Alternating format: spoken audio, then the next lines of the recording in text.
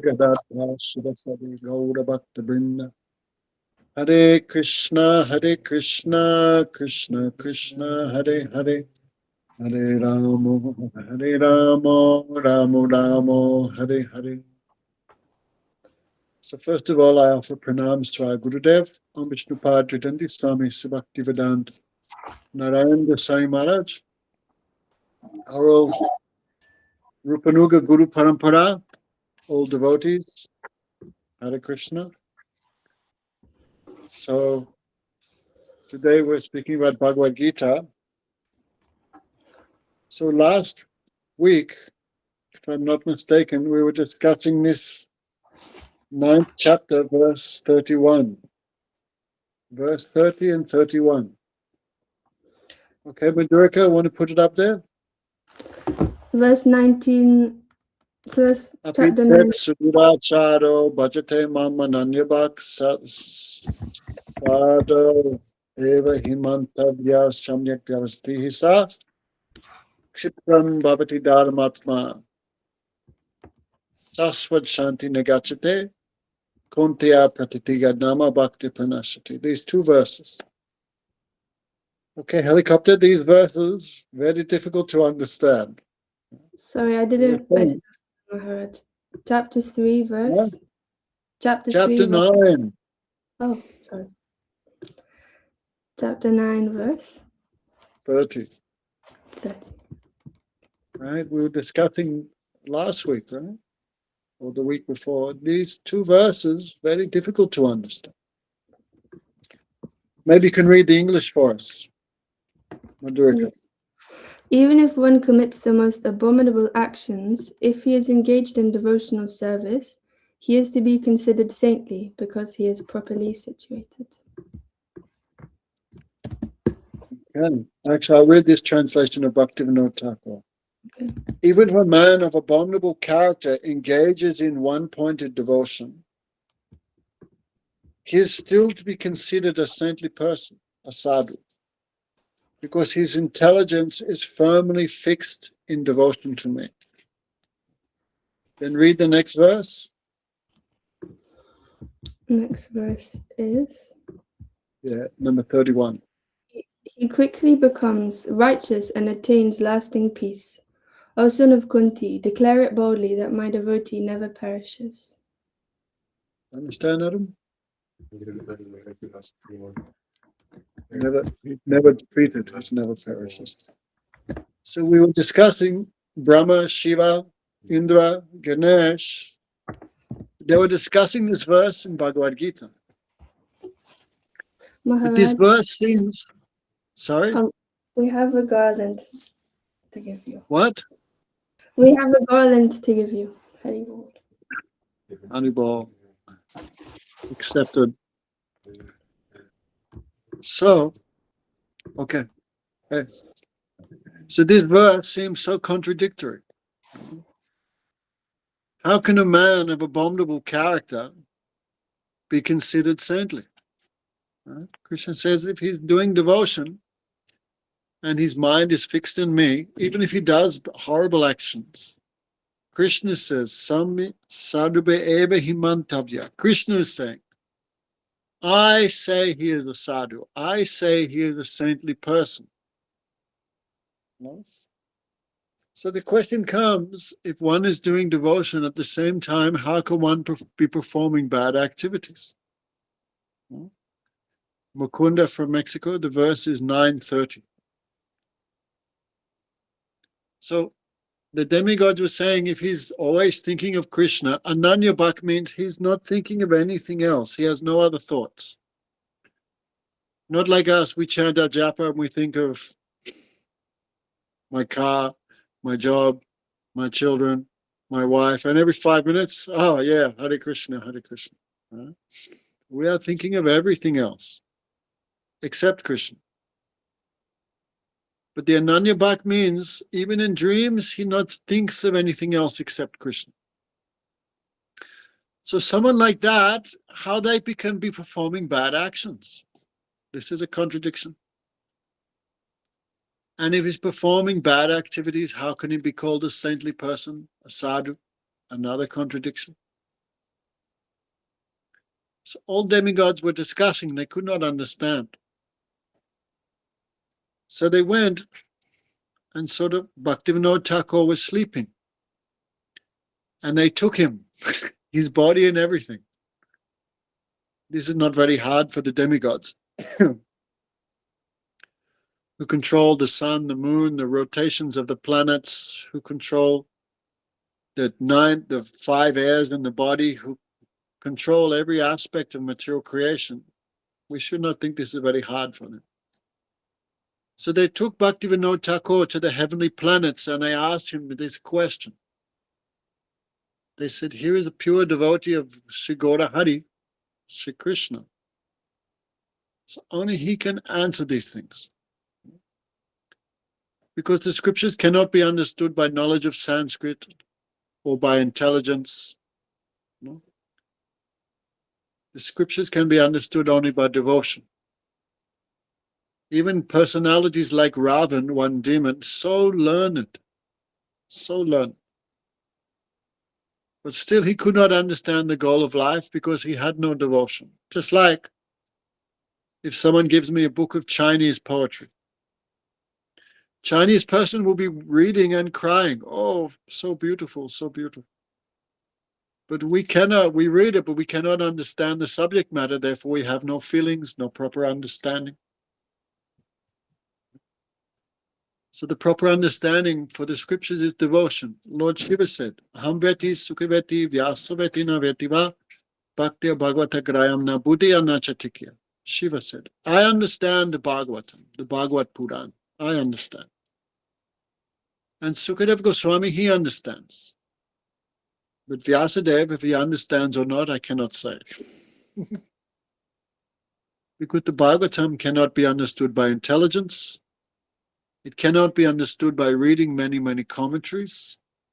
It can be understood only by devotion. So last week we explained what Bhaktivinoda Thakur explained to them.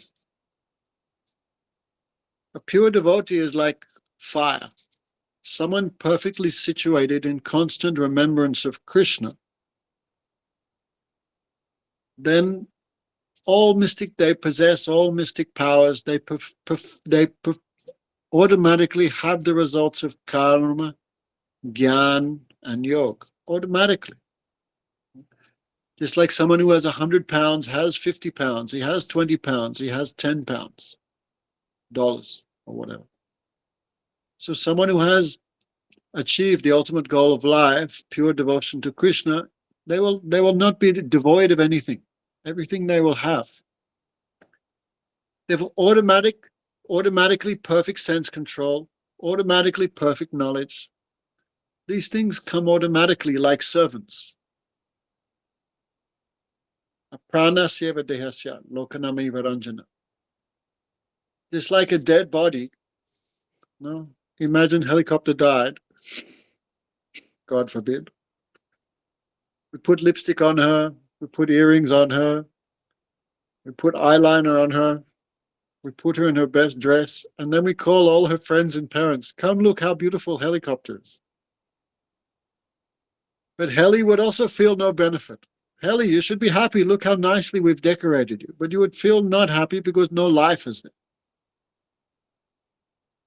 So in the same way, all good qualities, all knowledge, all austerity, all wealth, all beauty, all good reputation, all education, everything without bhakti, without devotion is useless, like ornaments and makeup on a dead body. Heli, you're born in India, right?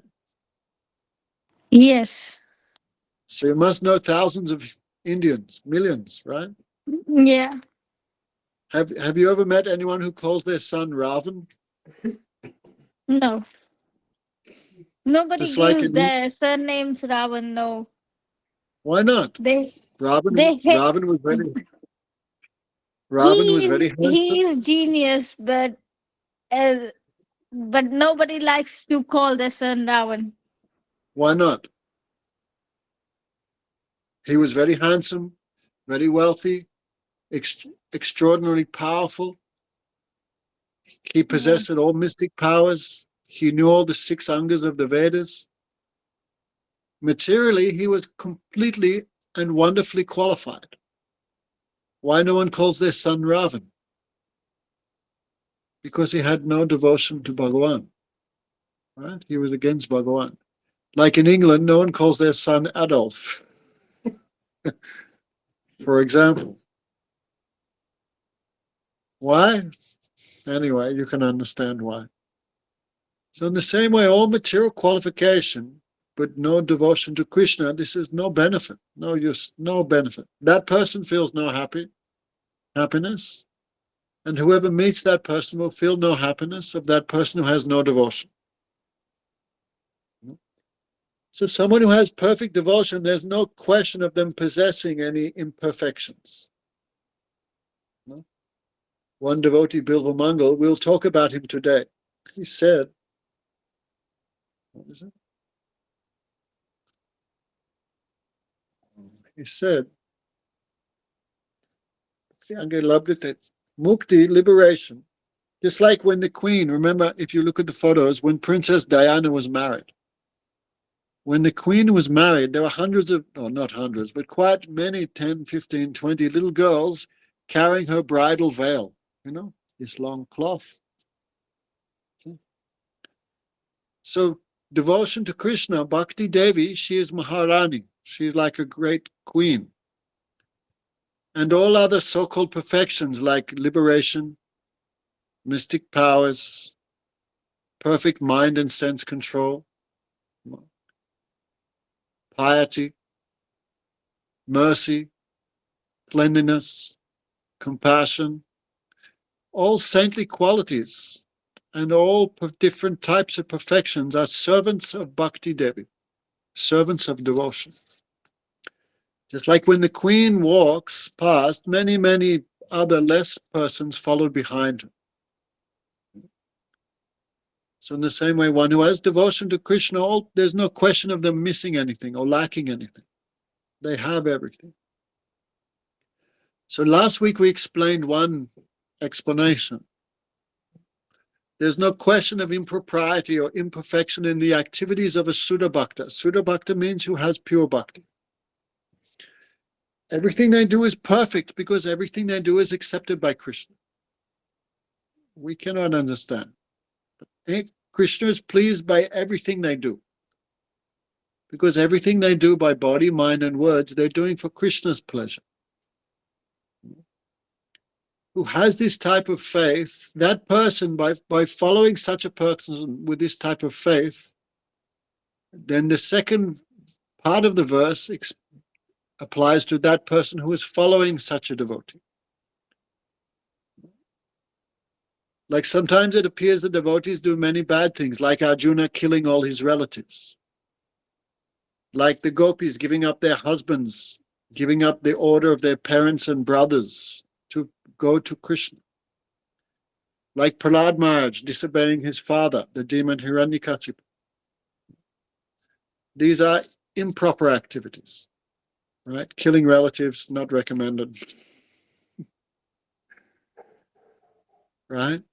But who has faith in the activities of Arjuna, who has faith in the activities of the gopis, who has faith in the activities of Prahlad Maharaj, and who understands everything they do is perfect because they're doing for Krishna's satisfaction, then the second half of the verse applies to that follower.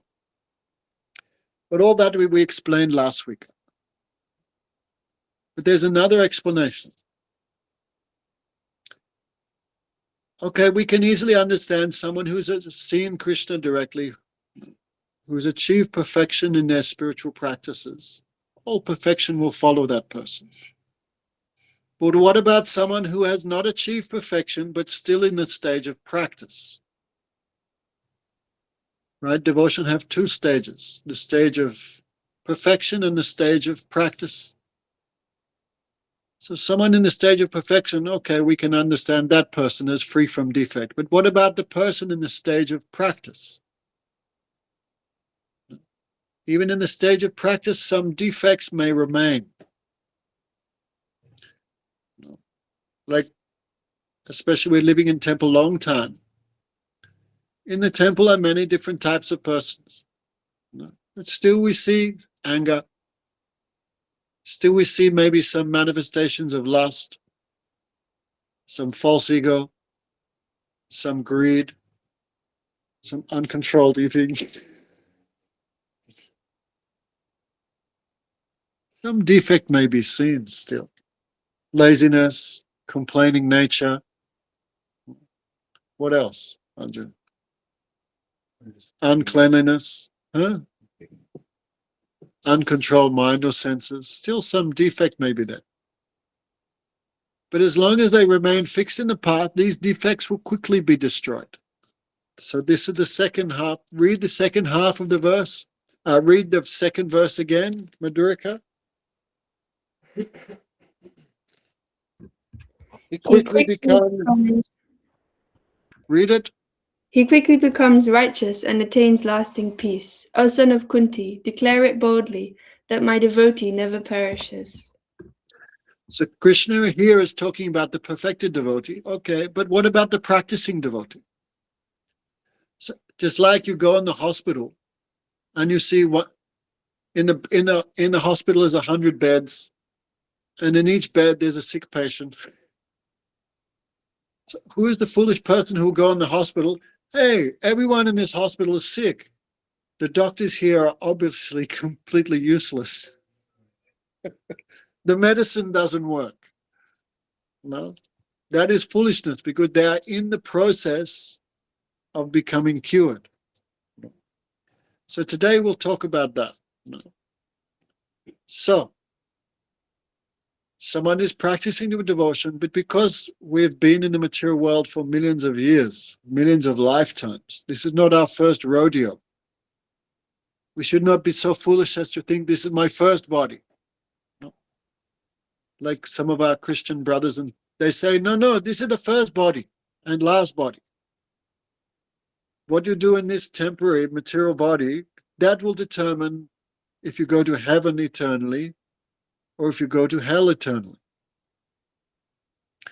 But this theory is not very realistic. Because if you believe in God and God is equal to everyone, then you ask the question, why this child is born blind? Why this child is born in an abusive household? Why this child is aborted in the womb? What did they do wrong? No. And then they cannot answer. They just say will of God. Then why would God will something inauspicious on someone for no reason? So we should not think it's our first birth, our first body. Don't think that. We have had millions of mothers and fathers, millions of wives and husbands, millions of children. There is no activity we have not done millions of times. So because of the activities of previous life, the habits of previous life, the association of previous lives, then we are forced to behave, act, and think in a particular way. We are forced to. Like someone in a 50-year-old car cannot drive 250 kilometers an hour. It's impossible. Someone with one leg cannot win the Olympic 100 meters. It's impossible. Because you are forced to act according to the body and the mentality that you have acquired from previous lifetimes. You are forced to act. If you say to a dog, stop barking, speak English, stupid. He is forced to act like a dog. If you say to a cat, pull yourself together, man. Stop these animalistic traits. Impossible, because he has acquired a particular body and a particular nature. So with devotees, with human beings, it must be the same. We are born with a particular mind, a particular mindset, a particular set of beliefs, a particular likes and dislikes. We are born with that. And what to speak of after birth, what comes from parents, what comes from the school education system, what comes from television and the media, from our friends, what to speak of all that stuff.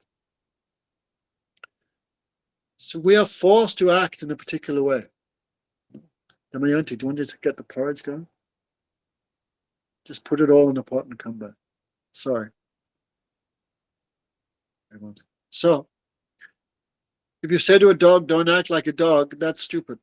So everyone who comes to devotion, they're coming with their baggage, right?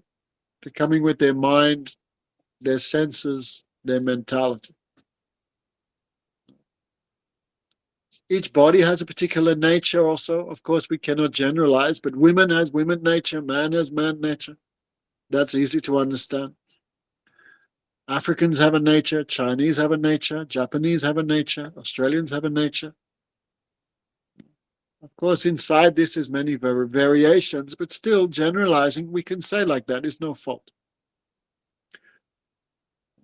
And then you come to devotion and begin Hare Krishna, Krishna Krishna, Hare Hare, Hare Ram, Ram Ram, Hare Hare, and everything will be wiped out immediately. Even like a car, you're going 100 kilometers an hour, then you stop instantaneously, impossible. Momentum is there. Momentum is going.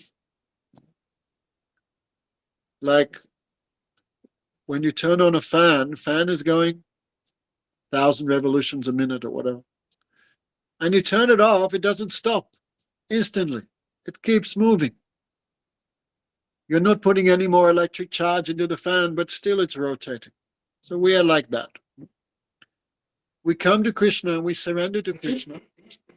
We're chanting his names, we're hearing about Krishna. We're offering food to Krishna. We're fasting on Ekadasi. We're doing japa, chanting his name. How can we expect all the bad habits to instantaneously stop? That is not possible, not realistic. Some momentum is going from previous lifetimes.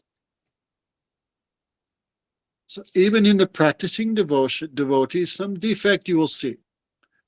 But we should not take that seriously. Now, this is very important. Some defect we see in even the practicing devotee, we should give it no importance.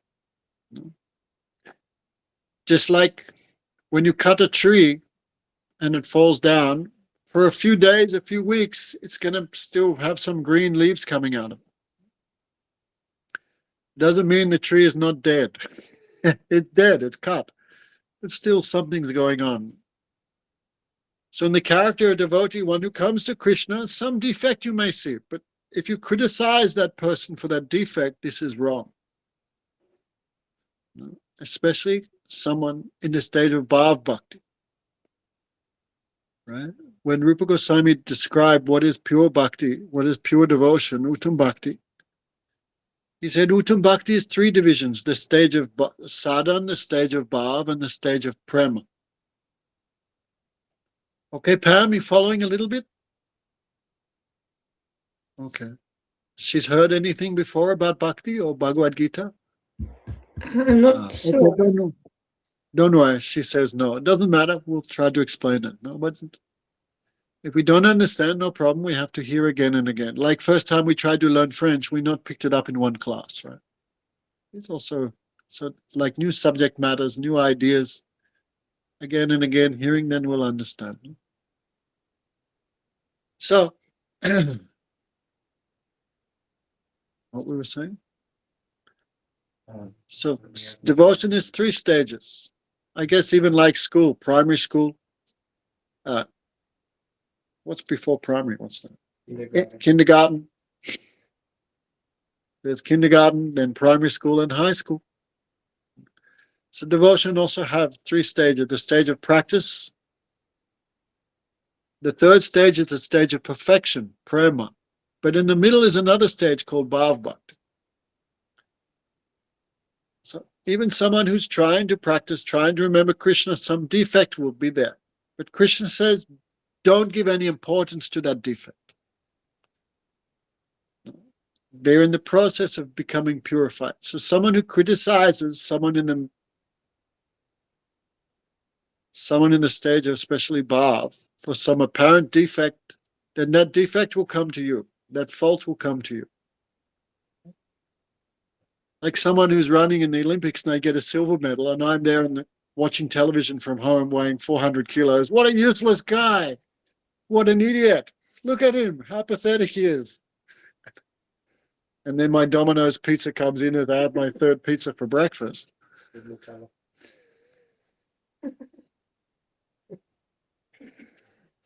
And what's the use of that? Where are you and where is that person? So today we'll tell one story about that. Okay. So Krishna says for that second verse, speak it one more time, Madhurika. He quickly becomes righteous and attains lasting peace. Okay, speak both the first and the second verse. Speak them both together, please. Mhm. Okay. So, first verse. Even if one commits the most abominable actions, if he is engaged in devotional service, he is to be considered saintly because he is properly situated. He quickly becomes righteous and attains lasting peace. O son of Kunti, declare it boldly that my devotee never perishes. Right. So someone in the hospital and you criticize him, look at it, he's still got the disease. That is foolishness. So today we'll tell one story. It's a little extreme example, no? But it's very helpful for us. No? So there was one devotee, his name was Bilvamangala.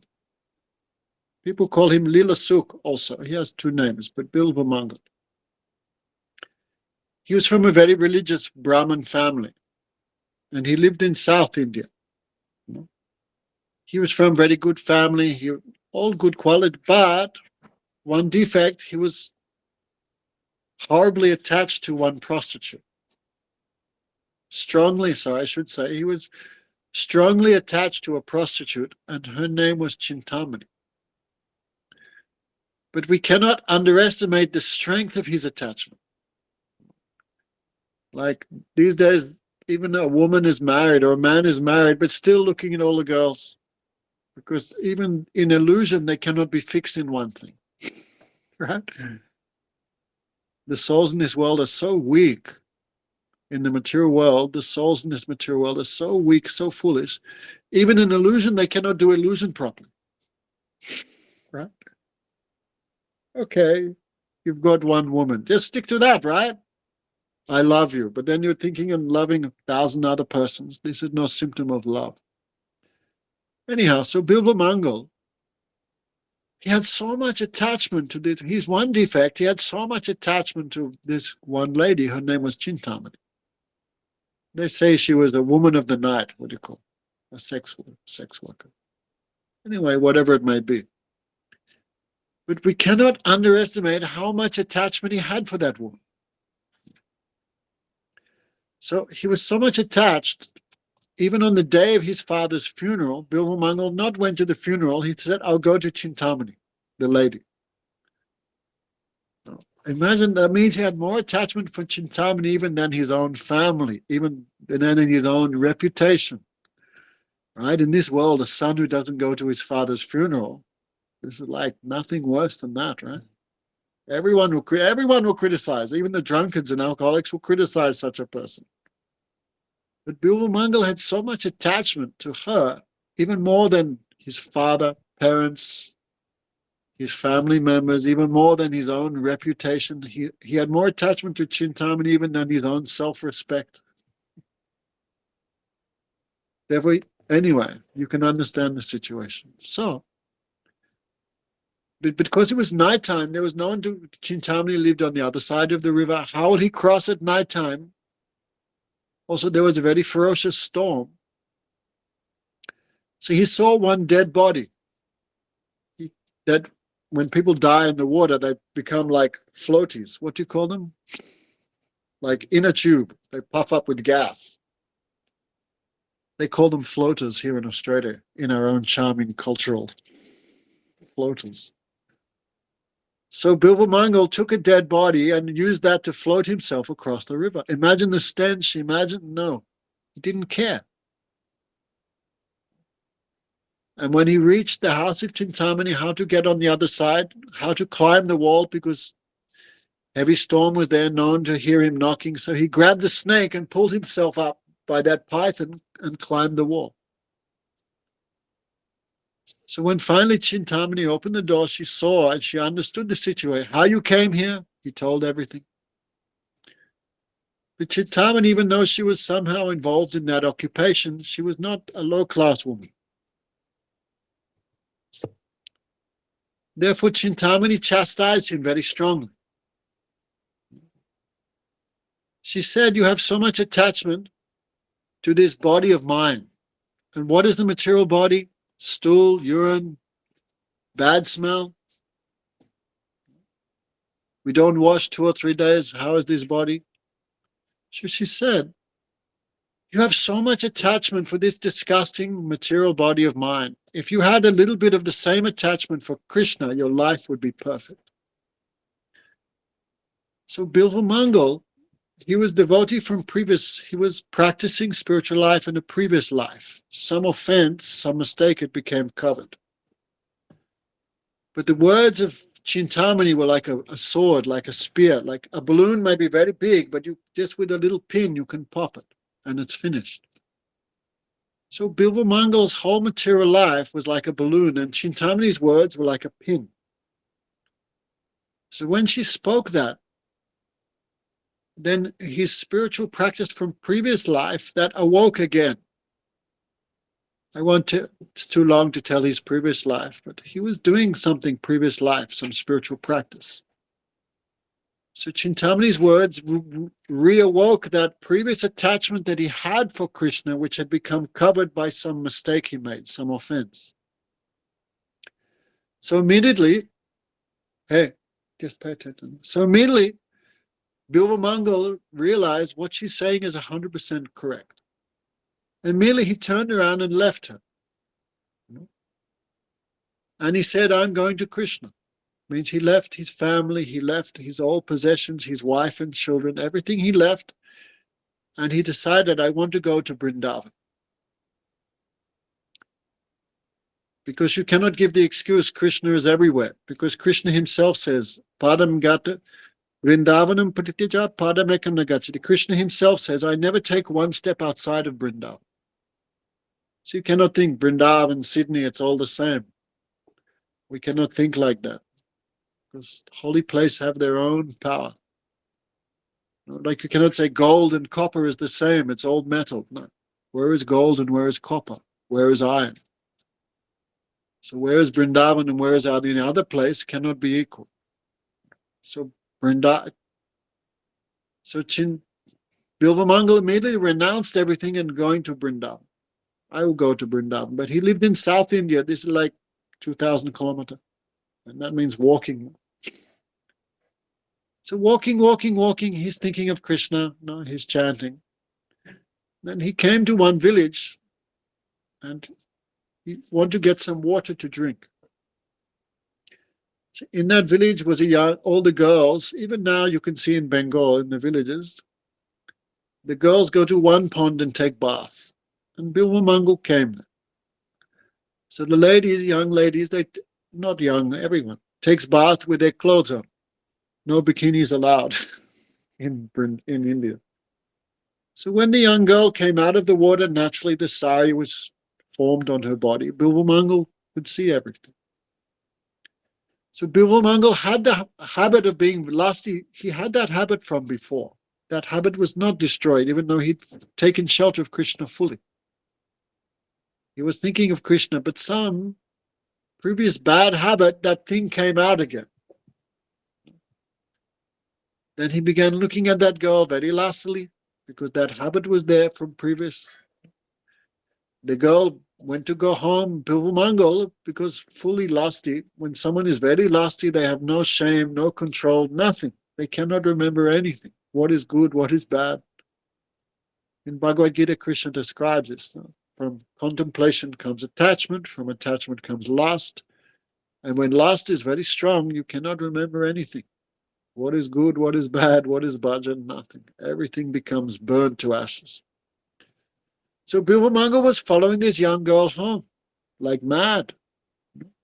This young girl, she was married, very chaste.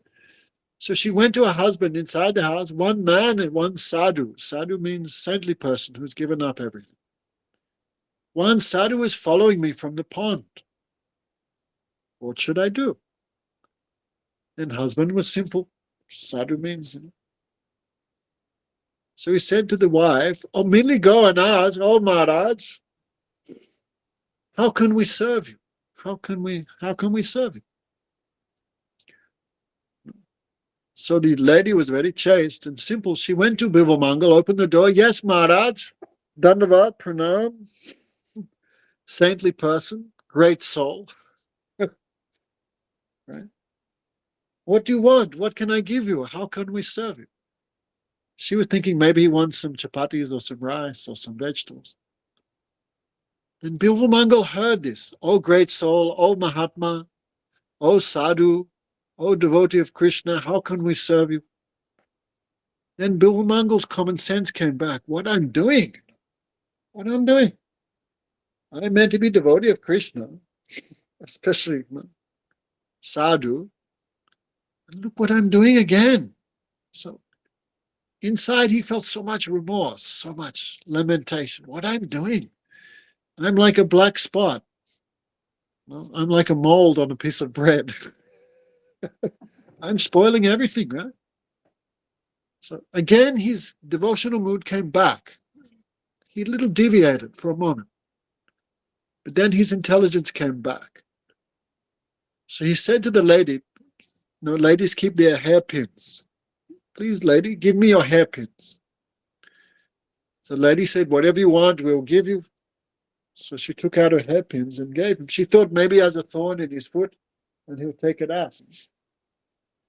But Bilvamangala said, thorn is not in my foot, thorn is in my heart. In Hindi, they say, na hoy bams, na hoy basuri. If there's no bamboo, there's no flute. They say like that. So you burn the bamboo, then how can you make a flute? So he said, there's these eyes always deceiving me, because lust in my heart, this lust means I'm looking, what can I enjoy? How can I exploit? So no bamboo, no flute, no eyes, I cannot see anything in this world. So he took those, Pam Worthington's thinking, this is bhakti yoga?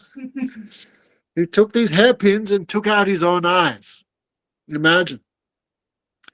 Batu, ready to take out the eyes? Where are those knitting needles from yesterday? We cannot do, because we do not have that standard of devotion that Bilvamangala had reached. We're looking at a girl, no problem, tomorrow I'll look at another one, who cares, right? But Bilvamangala was not like that. He deviated, but he felt so much like remorse. Tap, in Hindi they say, in Sanskrit, tap means burning. These days everyone is teaching us, be shameless. Don't fat shame or slut shame, or don't shame is a very bad thing. Don't feel any shame. But shame is what separates us from the animals. Animal walks around with no clothes, he has no shame. Dog has sex in the street, no shame. But human is a different thing. Human who has no shame is even worse than dog. Dog have no excuse, but human have excuse. So shame is not a bad quality. Actually, if you look in Bhagavad Gita, Krishna talks about the qualities of sattva guna, and one is one feels shame at improper activity. A high-class person will feel very bad, I have done wrong. But a low-class person doesn't care. That's why we say shameless, right? When no one can help anyone, we say, oh, they're shameless. And Bilvamangala was not shameless. He felt great remorse. Oh, no, I promised Krishna I would surrender. Look what I'm doing again, the same. He took out his eyes. But we cannot do like that. We do not have that quality. And even if we did take out our eyes, it would still be false, because we'd still be thinking about all that rubbish that we can't see. So try and understand the situation in Bilvamangala. He took out his eyes. And he felt great relief, great happiness. But still the problem, how will I get to Vrindavan? Because now I'm blind. Well, how will I get there? Sometimes we're thinking, How will I get there? I have no passport. I have no money. Krishna, anyone who have a desire, want to go to Vrindavan, Krishna personally takes them by the hand. Krishna knows why Krishna left Vrindavan in this world. He knows without coming Vrindavan, no one can touch me. No one can really understand me. Therefore, even though Krishna went back to the spiritual world 5,200 years ago, he left Vrindavan here. Like he leaves Tulsi, like he leaves the Ganga, like he leaves the Vedic scriptures. So he also leaves Vrindavan. This for us. We can go there. We can get purified. We can get bhakti. So anyone who has a desire, I want to go, even you can't go.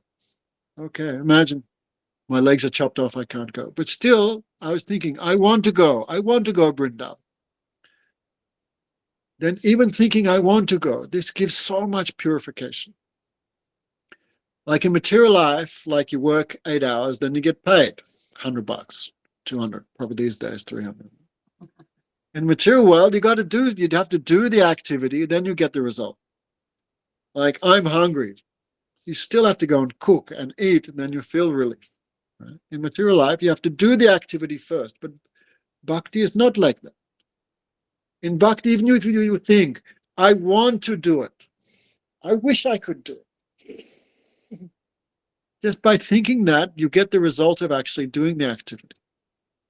It means Krishna gives results just by someone who thinks, I want to chant. Like someone hearing about the glories of the names of Krishna. And someone thinks, wow, the names of Krishna are so powerful.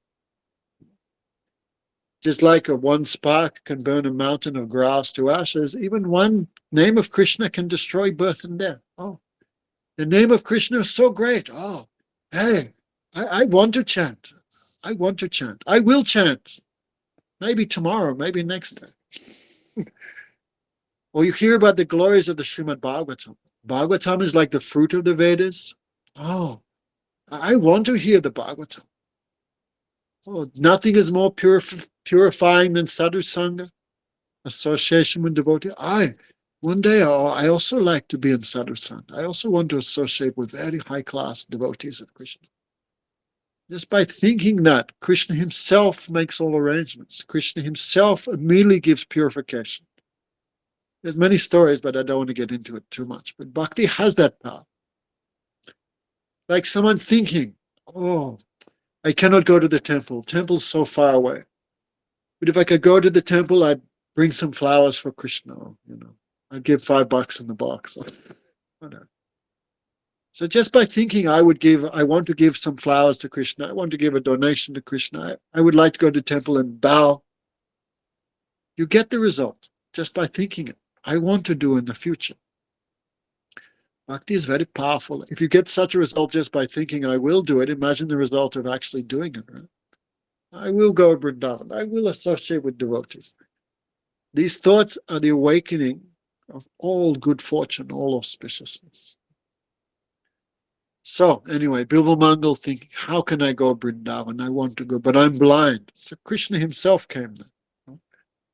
Small boy, but Bilvamangala couldn't see him because he's blind. But this small boy said, oh, Baba, where are you going? And this boy's voice is very sweet, like millions of cuckoos, like nectar. No matter how much Bilvamangala hear him speak, Bilvamangala want to hear more and more. But he don't know this is Krishna. Because if devotee know this is Krishna, then Krishna cannot serve devotee. So Krishna hides himself. Because there's nothing more powerful in this world than service to the Vaishnavas, service to the devotees. So Krishna also wants to taste that happiness. So Krishna, when he does come and serve devotee, he comes in disguise. So even Bilvamangala couldn't understand this is Krishna. Number one, he's blind. Number two, Krishna doesn't want him to understand. But still, devotion has its own power. Krishna want or not want, devotee will understand. Devotion, like the sun, has its own power of revelation. So Bilvamangala saying, I want to go to Vrindavan. Then small boy said, I also want to go to Vrindavan. I'm also going. Come with me. Then Krishna, generally always Krishna carries one long stick. This is for cow herding. I forget its name. It hasn't. Like you can't go cow grazing unless you have cow grazing unless you have a stick. So Krishna has a stick and very gently he moves like this. So Krishna said to Bilvamangala, you hold my stick and I will take you to Vrindavan. Then Bilvamangala holding the stick, then Bilvamangala having so many realizations.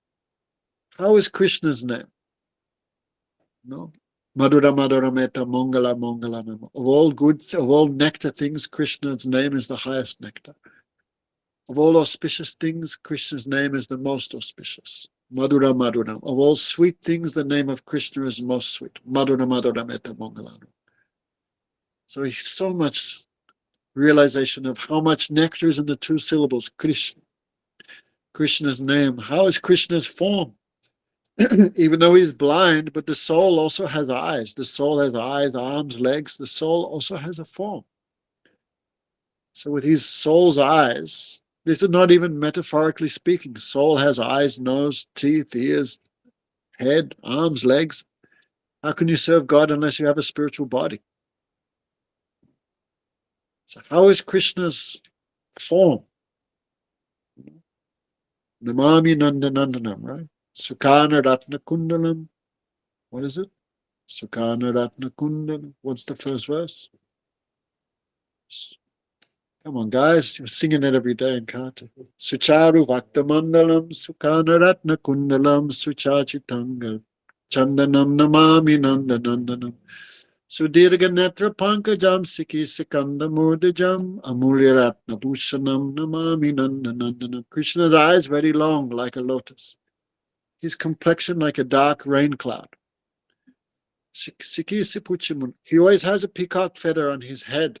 Suchachitanga Chandanam. His body always covered with some sandalwood paste on his forehead, on his chest, for keeping him cool in summer. Sudirga Netra Pankajam. His eyes very long like a lotus going back. Amulya Ratna Bhushanam. Krishna had many, many very nice decorations. So, top to bottom. His teeth very white like a flock of swans. Top to bottom, Bilvamangala realized. How is Krishna's form? How are his eyes? How is his nose like a sesame seed? How are his lips like bimba, like a red fruit? What's he wearing? How's he walking? Krishna walking like an elephant, like intoxicated elephant. So Krishna's own name, Krishna's form, Krishna's activities, Krishna's qualities. Bilvamangala realizing so much. And what he's realizing, what he's seeing in his meditation, he's speaking. This became like poetry. And Krishna, hearing this poetry, Krishna also become intoxicated. Krishna is bliss. But devotion gives happiness to Krishna. So Krishna, Bilvamangala speaking about Krishna, then Bilvamangala feel ecstasy. And Krishna hearing this, Krishna also feel ecstasy. Oh, someone loved me like this. Krishna thinking, oh, he loved me like this, then Krishna also feel too much happiness. Like if someone loves you, when you see that person, you also feel happy. So Bhakta and Bhagavan, Bilvamangala and Krishna, both feeling so much taste, so much happiness. Bilvamangala by speaking and Krishna by hearing. Like hopefully in the audience today, I'm feeling happy speaking about Krishna. Hopefully people also feeling happy hearing. Oh my God, when's this class going to end? I've had enough. Hopefully not. So bhakti give happiness also to Krishna. Therefore Krishna cannot give up devotee even for a second. Where else Krishna find that type of love? So this, because love means two-way. Krishna love devotee, devotee love Krishna. Then very quickly, so this poetry give nectar in the ears of Krishna. So this old poetry became one book. It's called Krishna Karanamrita. That which gives nectar into the ears of Krishna. So that book is still there today. Chaitanya Mahaprabhu brought it from South India 500 years ago. Krishnadas Kaviraj wrote a Sanskrit commentary on that. Madhusudana Maharaj translated it. Many times I'd started, but gave up the translation. We'll try again. Stop translating, not so easy to go back into it. So, in just a few days, then Krishna said to Bilvamangala, Oh, Baba, we came to Vrindavan. Then Bilvamangal thinking many things. Why I'm having so much realization of Krishna now, like a flow. And number two, which small boy is walking 2,000 kilometers from South India to Vrindavan? Then he realized, who is this small boy? This is Krishna. So when Krishna said, now Baba, we came to Vrindavan, I'm leaving you, then Bilvamangal grabbed his hand. He catch him like this. I got you. And Krishna pulled his hand out. But Bilvamangal laughed. Because Bilvamangal, he's still not in the stage of perfection. He's in the stage of bhav. That his devotion is not fully matured. Therefore, when Bilvamangal caught Krishna's hand, Krishna could pull his hand out because Bilvamangal's devotion was not perfect. Not like Madhya Yasoda. Madhya Yasoda bound Krishna. Krishna could not escape. He's fixed there. But Bilvamangal's devotion was not perfect devotion. So when he grabbed Krishna pulled out like that. Then Bilvamangal laughed. He realized my devotion's still some defect. Still not paka, not fully mature, because he just came Vrindavan. But Bilvamangal laughed because he's touching Krishna anyhow, then how soft is Krishna here? So he said, oh, I am old man, and you are a young boy. So you can escape from my hand. This is nothing very astonishing. But you cannot escape from my heart. I will bind you there. Like that. So Bilvamangal, he can remember Krishna, but cannot fully touch directly. So his bhakti still have some little weakness. Still not in the stage of full perfection. No? So, why I'm speaking all this? Who is that person who criticized? Oh, Bilvamangal. Bilvamangal was very lusty fellow. Bilvamangal, he was chasing this, he was doing that. Someone who sees the character of Bilvamangal and criticizes him like that, that person can never achieve perfection. Because Bilvamangal's tiny fault, this cannot cause any real impediments to his devotion. No? So, if we see some defect in a practicing devotee and we criticize them for that, that defect will come to us. So always we have to be very careful in our dealings. Always we have to be very careful. Even you may see some defect, don't give too much importance to it. Gurudev will see defect, Gurudev will say something. High class Vaishnava will say something. No? But that is not generally our department. No? So even devotee have some defect, but don't criticize, don't say anything. Because quickly, then the second verse, read it one more time, Madhurika. You don't have the book open in front of you? Yes, but it's this one. This okay? Yeah, let's keep going. He quickly becomes righteous and attains lasting peace. O son of Kunti, declare it boldly that my devotee never perishes. Okay, so sometime we may make some mistake, but mistake should not become a habit. That's the difference. Right? And many people misuse this verse. Many people misuse this verse. Like, anyway, I don't want to give any examples, but sometimes leaders or, anyone, not just leaders, anyone, does some bad activity. And they do the same bad activity again and again and again and again, then you cannot use this verse to defend their actions. Bilvamangal made one mistake, immediately poked out his eyes, and he never did it again. So there's a difference between a mistake, some temporarily being overwhelmed by one's past impressions, one's past bad habits. That's one thing, temporarily deviating. But upon realizing one's mistake, one immediately feels remorse, lamentation, repentance, and again comes into devotion. But someone does the same thing again and again and again and again. Then this verse cannot be applied in that case. No? I don't want to speak about it, but sometimes, like even in the society of religious men, people molesting children, for example. Anyway, I don't want to talk, but that idea coming to my mind. then anyway, I have to be anyway. But someone doing that horrible activity again and again and again, then you cannot say no. Bhagavad Gita, Krishna says even if he commits the most abominable activities, he is to be considered saintly. Then you cannot use that verse because he's doing the same thing again and again and again. So there's a difference between habit and different premeditated and one accidental fall down. So anyway, everyone have their own intelligence. They can understand in what case that verse applies to someone. So these verses, even the demigods like Brahma, Shiva, and Indra couldn't understand this verse. What to speak of ordinary human beings in this world? So Bhaktivinoda Thakur explained this verse in terms of the perfected soul and also in terms of the practicing devotee. So anyway, everyone have their own brain to understand. So are there any questions from anyone? Helly, any question? She left. Did she run away? Helicopter left the launching pad. I don't see her here. No, I don't think Helicopter has gone. Yes, sir. Is it common for devotees in the stage of bhav to fall? Or is it Not common, but can happen. The question was, is it common for someone in the stage of bhav to fall? It's rare, but still it can happen. Like Bhagavatam gives examples. There was one king, his name was Bharat Maharaj.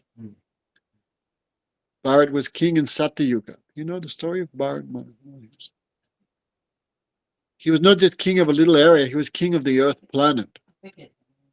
Doesn't matter. He was king of earth planet. He had unlimited wealth, opulence, beauty, strength, so many wives, children, everything. Everyone loved him. But Uttam Shloka Lalasa, he had so much attachment, greed. How can I get Krishna? So he left everything and went to the Himalaya. He was meditating on Krishna there. He was in the stage of bhav. Because when he would think of Krishna, then it said, like a swan on a lake moves around. Bharat's heart was like a lake. A lake has no waves, means still. And Krishna was moving on that lake, means he had reached the stage of bhav. But what happened? One day he saw a baby deer. He rescued it from a lion. To rescue a baby deer is no fault, but he took the deer home. And deer is like a sleeping bag, a water bottle, keeps you warm at night. Yeah?